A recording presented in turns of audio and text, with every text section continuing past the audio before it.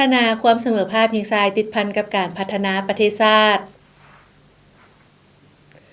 สบายดีท่านผู้ชมที่เคารพและรักแพงทุกท่านขอต้อนรับบรรดาท่านเข้าสู่รายการแม่หญิงลาว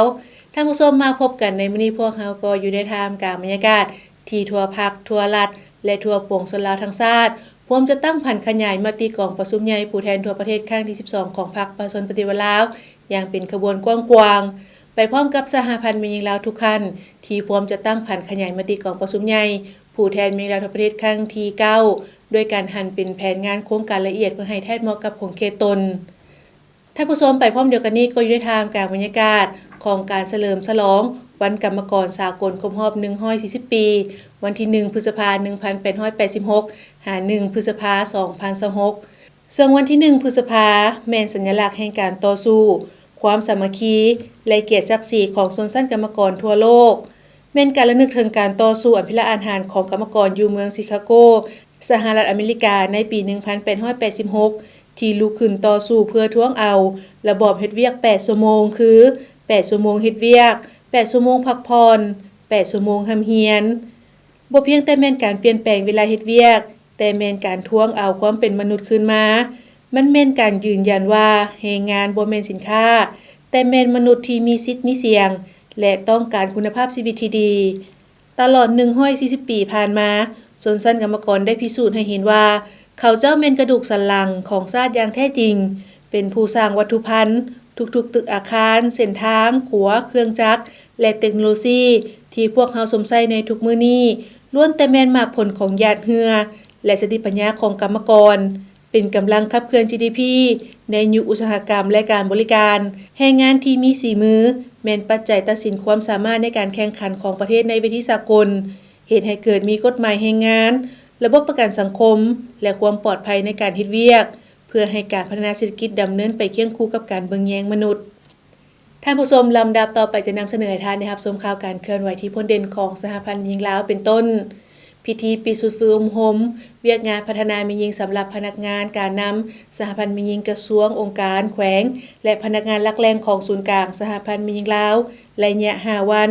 จัดขึ้นในตอนบ่ายวันที่24เมษายน2026ที่ศูนย์อบรมแม่หญิงลาวโดยการเข้าร่วมและกล่าวปิดของท่านนางอาลีวงศ์นอกบุญธรรมประธานคณะบริหารงานศูนย์กลางสหพันธ์แม่หญิงลาวมีท่านรองประธานศูนย์กลางสหพันธ์แม่หญิงลาวคณะกรรมการกรมศูนย์ห้องการคณะกรรมาธิการแห่งชาติเพื่อความก้าวหน้าของแม่หญิงและแม่และเด็กสถาบันการเงินจุลภาคที่รับเงินฝากเพื่อพัฒนาแม่หญิงและครอบครัวพร้อมด้วยสมณกรและพนักงานเกี่ยวข้องเข้าร่วมศูนย์ฝึกอบรมได้ดำเนินมาเป็นเวลา5วันนับแต่วันที่20-24เมษายน2026ซึ่งมีสมณกรที่เป็นคณะประธานสหพันธ์แม่หญิงบรรดากระทรวงองค์การจำนวน17ท่านสหพันธ์แม่หญิงแขวง7ท่านและพนักงานขั้นแผนกของศูนย์กลางสหพันธ์แม่หญิงลาว5ท่านรวมทั้งหมด30ท่านและศูนย์ฝึกอบรมได้มีผลสำเร็จตามระดับคาดหมายที่วางไว้การจัดฝึกอบรมก็เพื่อบำรุงสร้างและยกระดับความรู้ด้านเวียกงานพัฒนาแม่หญิงสำหรับคณะประธานสหพันธ์แม่หญิงขั้นกระทรวงองค์การแขวงและพนักงานของศูนย์กลางสหพันธ์แม่หญิงลาวเพื่อให้มีความรู้เข้าใจลึกซึ้งทั้งกำแน่นเนื้อในการเคลื่อนไหวเวียกงานของสหพันธ์แม่หญิงและเพื่อสร้างทัศนลักษณ์มั่นทางด้านการเมืองคุณสมบัติศีลธรรมปฏิวัติยกสูงความสามารถในการคุ้มครองบริหารเวียกงานแม่หญิงตามภาระบทบาทหน้าที่ให้มีความคล่องตัวและเป็นระบบสำหรับเนื้อในที่นำเสนอในศูนย์ฝึกอบรมในครั้งนี้ประกอบมีทัศนะของภาคต่อเวียกงานแม่หญิงแนวคิดไก่สอนพรหมวิหารเกี่ยวกับเวียกงานแม่หญิงเวียกงานโฆษณาอบรมและวัฒนธรรมกฎระเบียบของสหพันธ์แม่หญิงลาวสมัยที่9และกฎหมายว่าด้วยสหพันธ์แม่หญิงลาวเวียกงานติดตามกวดกาของพรรคเวียกงาน 3D ติดพันกับขบวนแข่งขันทักษะและพัฒนาเวียกงานให้คำปรึกษาและปกป้องสิทธิผลประโยชน์ของแม่หญิงและเด็กน้อยและกฎหมายว่าด้วยการพัฒนาและปกป้องแม่หญิงเวียกงานข่าวสารแม่หญิงลาวเวียกงานส่งเสริมความก้าวหน้าของแม่หญิงและแม่และเด็กเวียกงานโครงการแผนพัฒนาแม่หญิงลาว5ปีและเวียกงานพัวพันร่วมมือกับต่างประเทศในภาคพื้นอาเซียนและสากลของศูนย์กลางสหพันธ์แม่หญิงลาวและเวียกงานการเงินจุลภาคที่รับเงินฝากเพื่อพัฒนาแม่หญิงและครอบครัวโอกาสที่ท่านประธานศูนย์กลางสหพันธ์แม่หญิงลาวได้อบรมต่อผู้เข้าร่วมโดยท่านได้ย่องชมเชยต่อผลสำเร็จของการเข้าร่วมฝึกอบรมในครั้งนี้พร้อมทั้งเน้นให้สมณกรทุกท่านจงนำเอาบทเรียนต่างๆนี้ไปหมุนใส่เข้าในเวียกงานของตนโดยเฉพาะแม่นเวียกงานพัฒนาแม่หญิงให้มีประสิทธิภาพและประสิทธิผลต่อไป กองประชุมปรึกษาหารือคณะรับผิดชอบเวียกงานกวดกะภาครัฐและเวียกงานป้องกันภายในศูนย์กลางสภามิงลาวจัดขึ้นในวันที่27เมษายน2026โดยการเป็นประธานของท่านนางผาสุกวงศ์วิจิตรรองประธานคณะบริหารงานศูนย์กลางสภามิงลาวมีคณะรับผิดชอบเวียกงานกวดกะภาครัฐและเวียกงานป้องกันจากองค์การกรมศูนย์องค์การคณะกรรมาการแห่งชาติเพื่อความก้าวหน้าของมีหญิงและแม่และเด็กสถาบันการเงินจุลภาคที่รับเงินฝากเพื่อพัฒนามีหญิงและครอบครัวพร้อมด้วยพนักงานที่เกี่ยวข้องเข้าร่วมในเวลากองประชุมผู้เข้าร่วมได้รับฟังการผ่านข้อตกลงว่าด้วยการแต่งตั้งและการเคลื่อนไหวเวียกงานกวดกะของสหพันธ์มีหญิงแต่ละขั้นแจ้งการเกี่ยวกับการเผยแพร่และพันขยายข้อตกลงดังกล่าวจากนั้นคณะรับผิดชอบได้ผ่านแจ้งการเกี่ยวกับการสรุปเวียกงานกวดกะภาคกวดกะรัฐและเวียกงานป้องกันภายในหางบทสรุปเวียกงานป้องกันประจำไตรมาสและประจำปีหางบทสรุปการติดตามกวดกะรัฐประจำ6เดือนและประจำปีหางบทสรุปเวียกงานป้องกันเพื่อให้ผู้เข้าร่วมได้สนทนาและแลกเปลี่ยนความคิดความเห็นเพื่อเฮ็ดให้การจัดตั้งปฏิบัติเวียกงานดังกล่าวเป็นระบบดีขึ้นทันตามกำหนดเวลาและมีเนื้อในสมบูรณ์ชัดเจนตามเป้าหมายที่วางไว้ที่ทานได้รับชมผ่านไปแล้วนั่นก็แม่นข่าวการเคลื่อนไหวที่พ้นเด่นของสหพันธ์มีหญิงลาวท่านผู้ชมจากนี้พักผ่อนกันก่อนแล้วจึงกลับมาพบกันในระยะถัดไปการใช้ความรุนแรงต่อแม่หญิงบ่แม่นปัญหาเล็กน้อยแต่เป็นสิ่งที่ทุกคนควรแก้ไขมันแม่นปัญหาของสังคมบ่แม่นปัญหาของบุคคลร่วมแรงร่วมใจแก้ไขทุกรูปแบบการใช้ความรุนแรงต่อแม่หญิงความรุนแรงต่อแม่หญิงสามารถเกิดขึ้นได้ทุกบอนทุกเวลาและกับทุกๆคนในสังคมบ่ว่าจะเป็นคนหังคนทุกข์การศึกษาสูงหรือต่ำทุกสาขาวิชาอาชีพความรุนแรงต่อแม่หญิงมี4ประเภทดังนี้ความรุนแรงต่อร่างกายความรุนแรงต่อจิตใจความรุนแรงทางเพศความรุนแรงต่อทรัพย์สินหรือเศรษฐกิจถ้าท่านพบเห็นภัยที่ต้องการความช่วยเหลือท่านสามารถรายงานต่อบรรดาการจัดตั้งที่เกี่ยวข้องอิงตามมาตรฐานการดำเนินงานการปกป้องและการบริการช่วยเหลือทางด้านสังคมแก่แม่หญิงและเด็กหญิงที่ถูกความรุนแรงในสปป.ลาวการปกป้องและการช่วยเหลืออันจำเป็นแก่ผู้ถูกก่อร้ายประกอบมี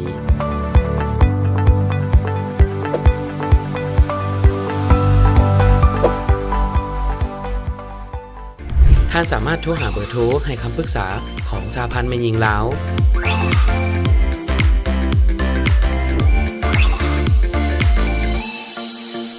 และสายด่วนศูนย์กลางสหพันธ์แม่หญิงลาว1362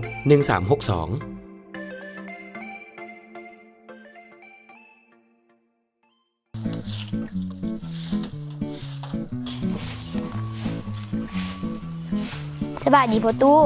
โอ้สบายดีเป็นอะไรร้านไปโรงเรียนได้เรียนหยังได้แล้วมื้อนี้หลานได้เรียนวิชาโลกอ้อมตัว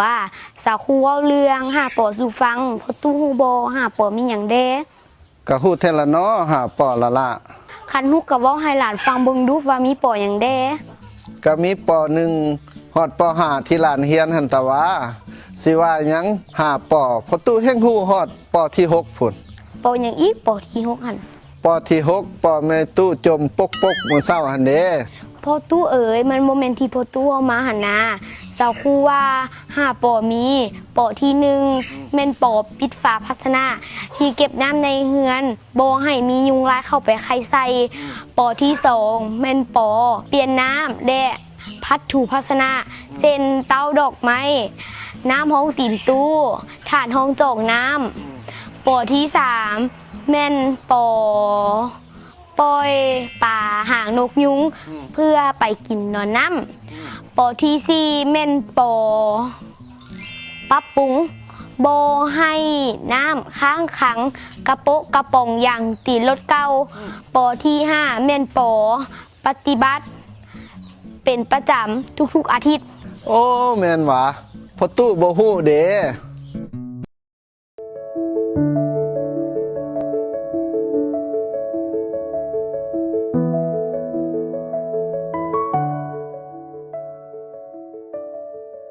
โอ้ยเลิกเวลาน้อยไปดื่มต่อบ่ไปนั่งดื่มต่อจากน้อยบ่เอาไปซะอีกบนเก่าหั่นล่ะบนเก่าเมื่อวานนี้ล่ะมีผู้สาวแม่นบ่อยากไปบ่พอดียังบ่อยากกลับนะเพราะว่าเมื่อวานนี้ไปกินเมาแล้วแบบกลับเมืองเฮือนเรามีปากเสียงกับลูกกับเมียหน่อยนึงก็เลยว่า เลยลงไปซุกเพิ่นล้มเพิ่นก็เจ็บนั่นแหละก็เลยแบบยังบ่อยากกลับรู้สึกผิดนะยังบ่อยากกลับนะ โอ้บ่อยากกลับเฮือนแล้วอยากไปดื่มต่อเพื่อให้มันลืมหั่นหว่าโอ้บ่เฮ็ดได้น้องเอ้ยแนวนั้นบ่เฮ็ดได้อยากแนะนำน้องแนวนี้ การใช้ความรุนแรงกับครอบครัวกับลูกกับเมียน่ะมันผิดกฎหมายเด้น้องเอ้ยแนะนำน้องนี่นะแต่นี่ต่อไปบ่อยากให้เฮ็ดได้บ่จังซี่น่ะแล้วให้น้องมันกลับเมื่อก่อนสาว่าน่ะเรื่องดื่มมันให้หยุดซะก่อนบ่ฟ้าวกลับไปทำความเข้าใจไปปรับความเข้าใจไปขอโทษกับลูกกับเมียที่ว่าได้เฮ็ดไปแล้วนะกลับไปแล้วไปเว้ากับเราแต่นี่ต่อไปข่อยจะบ่เฮ็ดให้เจ้าเป็นนั้นอีกเพื่อให้ครอบครัวเฮามีความสุขเจริญรุ่งเรืองให้เป็นครอบครัวที่อบอุ่นคือว่านำพาครอบครัวกับลูกกับเมียนี่ไปในทางที่ดีแต่ว่าบ่ให้เฮ็ดนะได้บ่อ้ายเว้านี่ได้บ่หยุดก่อนมื้อนี้บ่ดื่ม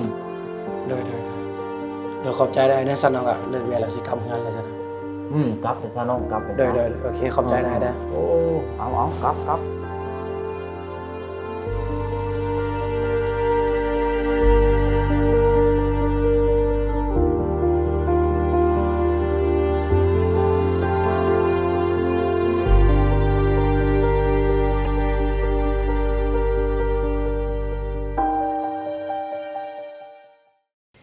เข้าสู่รายการแม่นยิงลาวท่านผู้ชมสำหรับรายงานที่ทางรายการจะพาทานไปรับชมผลงานการเคลื่อนไหวเวียกงานของสถาบันการเงินจุลภาคที่ทำเงินฝากเพื่อพัฒนาแม่นยิงและครอบครัวเชิญทานรับชมได้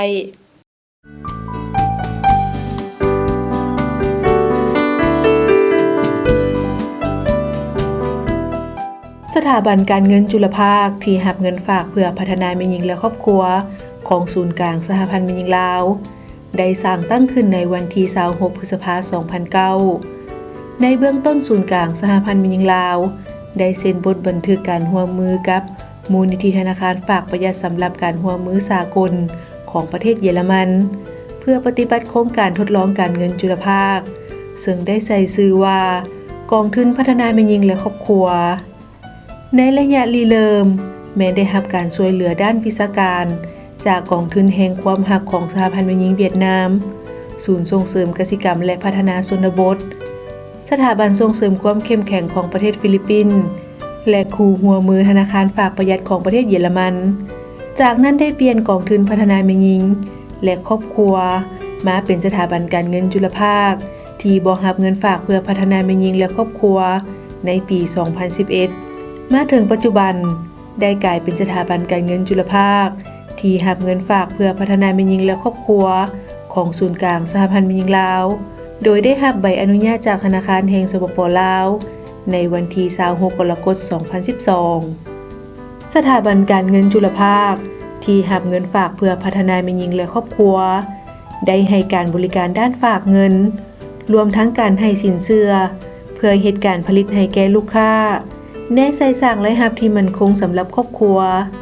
สถาบันยังให้การฝึกอบรมความรู้ทางด้านการเฮ็ดธุรกิจและประสาศึกษาด้านการเงินเพื่อให้สมาชิกเข้าใจอย่างลึกซึ้งต่อการจัดตั้งปฏิบัติเป้าหมายแม่นการให้บริการที่น้ำหน้าเกี่ยวกับการเงินจุลภาคสำหรับแม่นยิงและครอบครัวเว้าเฉพาะผู้ที่มีรายรับตามในสปป.ลาวซึ่งแม่นหนึ่งในกิจกรรมที่นอนอยู่ในแผนงานของศูนย์กลางสหพันธ์แม่นยิงลาวโดยเฉพาะแม่นการสร้างความเข้มแข็งให้แก่แม่นยิงทางด้านเศรษฐกิจการจัดตั้งปฏิบัติได้เริ่มต้นให้บริการอยู่แขวงบุรีคำไซในต้นปี 2010 โดยเริ่มให้การบริการทดลองอยู่บ้านทาบกและบ้านปาไหลเมืองทาพระบาทผ่านการจัดตั้งและการดำเนินงานเห็นว่ายังมีกลุ่มเป้าหมายแม่นยิงจำนวนหลายเมืองหลายบ้านที่มีความต้องการในการกู้ยืมทุนไปนำใช้เข้าในการผลิตกสิกรรมหัตถกรรมค้าขายสร้างเศรษฐกิจครอบครัวและดำเนินธุรกิจขนาดน้อยในการสร้างรายรับเพิ่มเข้าในครอบครัวเพื่อแก้ไขความทุกข์ยากฉะนั้นจึงได้ขยายสาขาหรือหน่วยบริการไปสู่เมืองใหม่และแขวงใหม่ตามความเรียกร้องต้องการและความเหมาะสมกับสภาพท้องถิ่นปัจจุบันได้ให้บริการอยู่นครหลวงเวียงจันทน์3แขวงและ11เมืองคือนครหลวงเวียงจันทน์2เมืองคือเมืองหาดไซฟองและเมืองไซเสถาแขวงบุรีคำไซมี2เมืองคือเมืองทาพระบาทและเมืองบริคันแขวงเวียงจันทน์มี3เมืองคือ เมืองพลโฮงเมืองเฟือง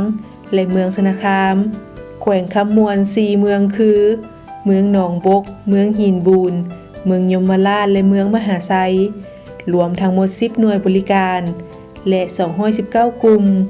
รวมเอา178บ้านในทั่วประเทศสถาบันการเงินจุลภาคที่รับเงินฝากเพื่อพัฒนาแม่หญิงและครอบครัวได้ให้บริการด้านเงินฝากใน3รูปแบบคือเงินฝากประหยัดแบบประจำเงินฝากประหยัดแบบสมัครใจและเงินฝากประหยัดสำหรับเด็กซึ่งเริ่มในปี 2013 เป็นต้นมาโดยลิงเห็นความสำคัญและความจำเป็นของน้องแม่หญิงในการเข้าถึงแหล่งทุน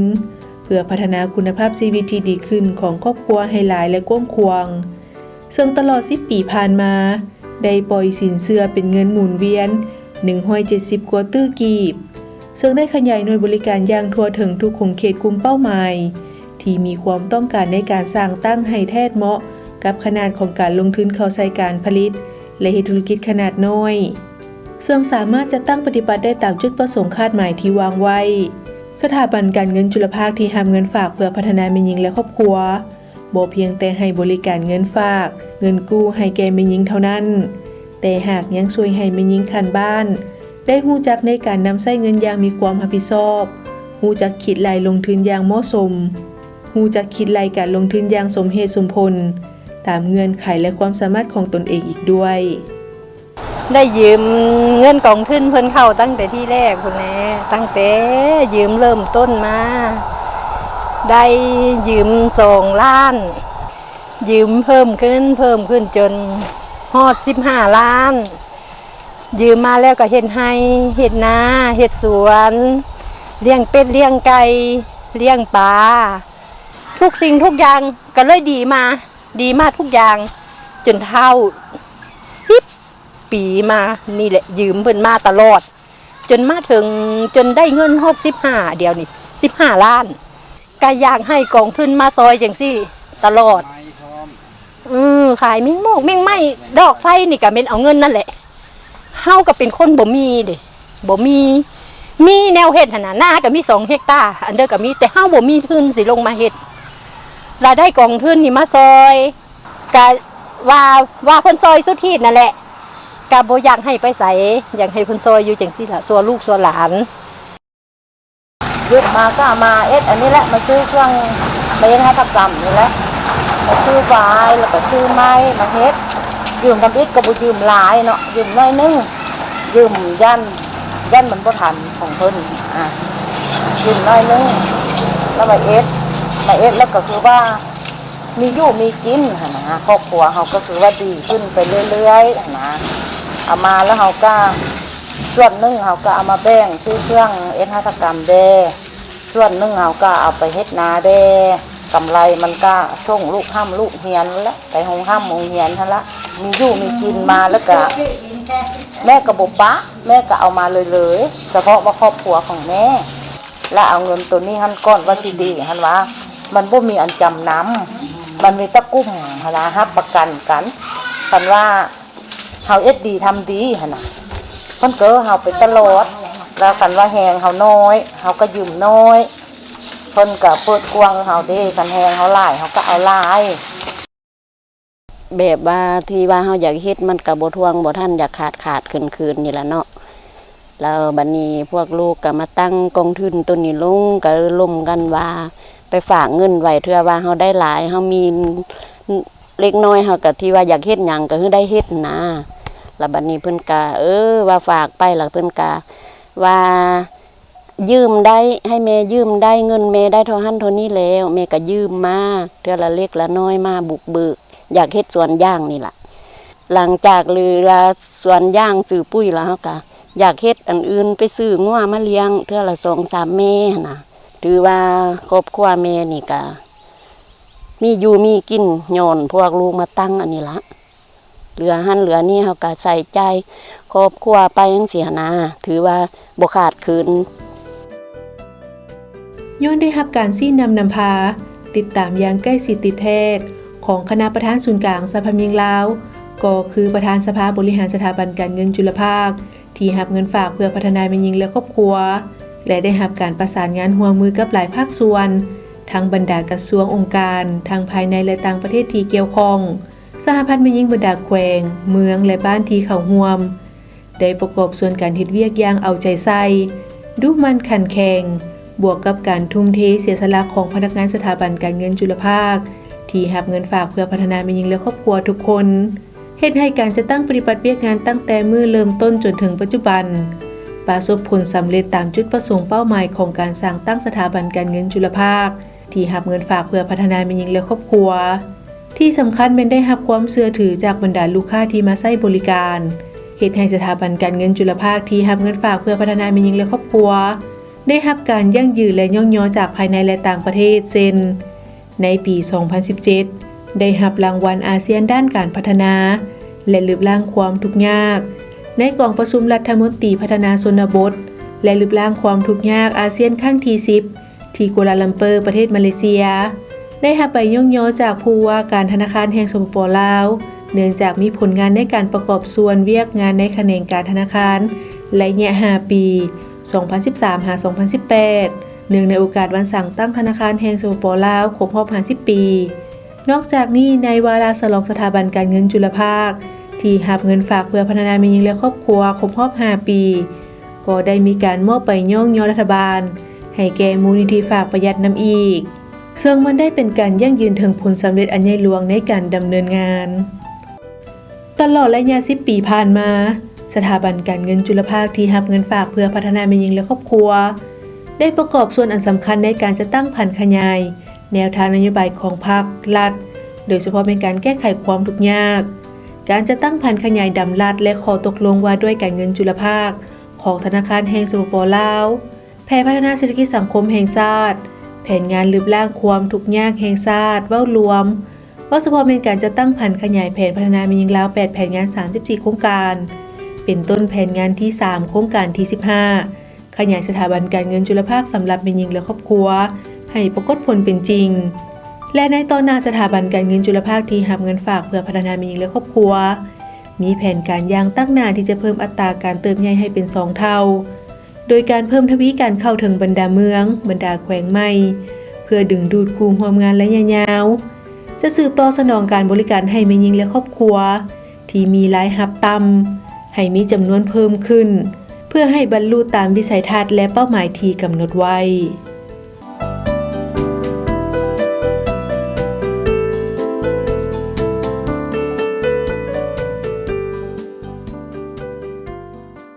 ที่ท่านนะครับส้มพานไปแล้วนั่นก็แม่นผลงานการเคลื่อนไหวของสถาบันการเงินจุลภาคที่รับเงินฝากเพื่อพัฒนาแม่หญิงและครอบครัวศูนย์กลางสภามิงลาว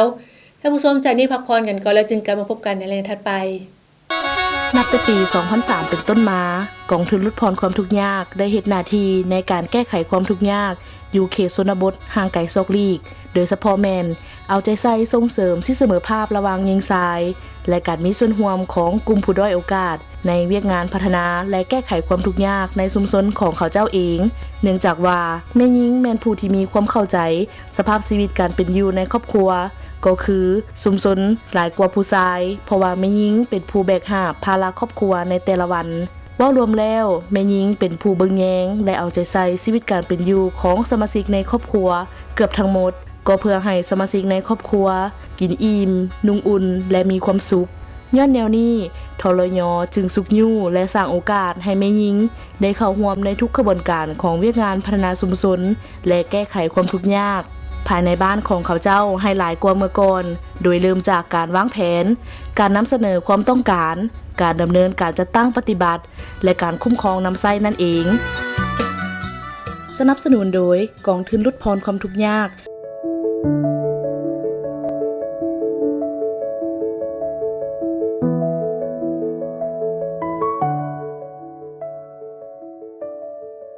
โอ้ยเลิกเวลาอันน้อยไปดื่มต่อบ่ไปนั่งดื่มต่อจากน้อยบ่เอาไปซะอีกบนเก่าหั่นล่ะบนเก่าเมื่อวานนี้ล่ะมีผู้สาวเห็นบ่อยากไปบ่พอดียังบ่อยากกลับนะเพราะว่าเมื่อวานนี้ไปกินเมาแล้วแบบกลับเมืองเฮือนเรามีปากเสียงกับลูกกับเมียหน่อยนึงก็เลยว่าได้ลงไปซุกเพิ่นล้มเพิ่นก็เจ็บนิดนึงแหละก็เลยแบบยังบ่อยากกลับรู้สึกผิดนะยังบ่อยากกลับนะบ่อยากกลับเฮือนแล้วอยากไปดื่มต่อเพื่อให้มันลืมหั่นว่าโอ้ บ่เฮ็ดได้น้องเอ้ยแนวนั้นบ่เฮ็ดได้อยากแนะนำน้องแนวนี้การใช้ความรุนแรงกับครอบครัวกับลูกกับเมียน่ะมันผิดกฎหมายเด้น้องเอ้ยแนะนำน้องนี่นะแต่นี่ต่อไปบ่อยากให้เฮ็ดได้บ่จังซี่น่ะแล้วให้น้องมันกลับเมื่อก่อนสาว่าน่ะเรื่องดื่มมันให้หยุดซะก่อนบ่ฟ้าวกลับไปทำความเข้าใจไปปรับความเข้าใจไปขอโทษกับลูกกับเมียที่ว่าได้เฮ็ดไปแล้วนะกลับไปแล้วไปเว้ากับเราแต่นี่ต่อไปข่อยจะบ่เฮ็ดให้เจ้าเป็นอันนี้อีกเพื่อให้ครอบครัวเฮามีความสุขเจริญรุ่งเรืองให้เป็นครอบครัวที่อบอุ่นที่ว่านำพาครอบครัวกับลูกกับเมียนี่ไปในทางที่ดีแต่ว่าบ่ให้เฮ็ดนะได้บ่อ้ายเว้านี่ได้บ่หยุดก่อนมื้อนี้บ่ดื่มเดี๋ยวขอบใจได้นะซันน้องอ่ะเลิกเรียนแล้วสิกลับงานแล้วซั่น กลับไปซะน้องกลับไปซะ เดี๋ยวโอเคขอบใจได้ โอ้เอากลับ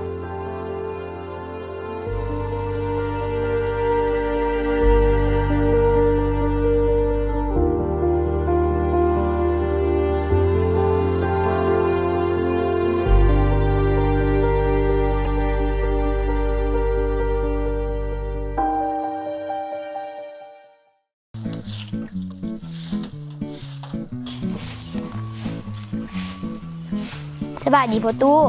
โอ้สบายดีเป็นอะไรร้านไปโรงเรียนได้เรียนหยังได้แล้วมื้อนี้ มื้อนี้หลานได้เรียนวิชาโลกอ้อมตัว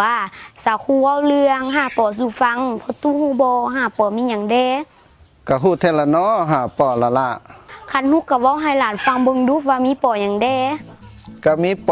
.1 ฮอดป.5 ที่ร้านเรียนหั่นตะว่าสิว่าหยังหาปอพอตู้แห่งฮู้ฮอดป.ที่6พุ่น ปอหยังอีกปอที่6หั่น ป.ที่6ปอแม่ตู้จมปกมื้อเช้าหั่นเด้ พ่อตู้เอ๋ยมันบ่แม่นที่พ่อตู้เอามาหั่นนะสาวครูว่า5ปอมีปอที่1แม่นปอปิดฝาภาชนะที่เก็บน้ำในเฮือนบ่ให้มียุงลายเข้าไปไข่ใส่ปอที่2แม่นปอเปลี่ยนน้ำและพัดถูภาชนะเส้นเต้าดอกไม้น้ำห้องตีนตู้ถาดห้องจอกน้ำปอที่3แม่นปอปล่อยป่าหางนกยุงเพื่อไปกินนอนน้ำปอที่4แม่นปอปรับปรุงบ่ให้น้ำค้างขังกระโปะกระป๋องอย่างตีรถเก่าปอที่5แม่นปอปฏิบัติเป็นประจำทุกๆอาทิตย์ โอ้แม่นหวะพอตู้บ่ฮู้เด้ กลับเข้าสู่รายงานสุดท้ายของทางรายการท่านผู้ชมสำหรับรายงานสุดท้ายนี้ก็เป็นประจำเช่นเคยถ้าหากท่านผู้ชมท่านใดต้องการอยากมีคำคิดคำเห็นหรือว่าข้อตำหนิที่ส้มใดท่านก็โทรศัพท์เข้ามาได้ตามเบอร์ที่ขึ้นอยู่ในหน้าจอขณะนี้และพร้อมเดียวกันนี้ท่านยังสามารถรับชมรายการมีลาวขึ้นหลังได้ทาง YouTube หรือว่าจะเข้าไปที่เว็บไซต์ของพวกเราที่ www.lawwomenunion.org.la ท่านผู้ชมยาเสพติดเป็นอันตรายต่อสุขภาพและอนาคตของคนหุ่นนุ่มที่เป็นหุ่นสืบทอดในการปกปักรักษาและสร้างสรรค์พัฒนาประเทศชาติดังนั้นพวกเราทุกคนจงร่วมแรงร่วมใจกันต้านและสกัดกั้นปัญหายาเสพติดให้หมดไปจากสังคมลาวท่านผู้ชมมาฮอดนี้เวลาในที่ของทางรายการก็หมดลงเพียงเท่านี้ผู้ดำเนินรายการพร้อมโดยทีมงานรายการมีหยังลาวและท่านผู้ชมพบกันใหม่ในมื้อหน้าสำหรับวันนี้ขอบใจสบายดี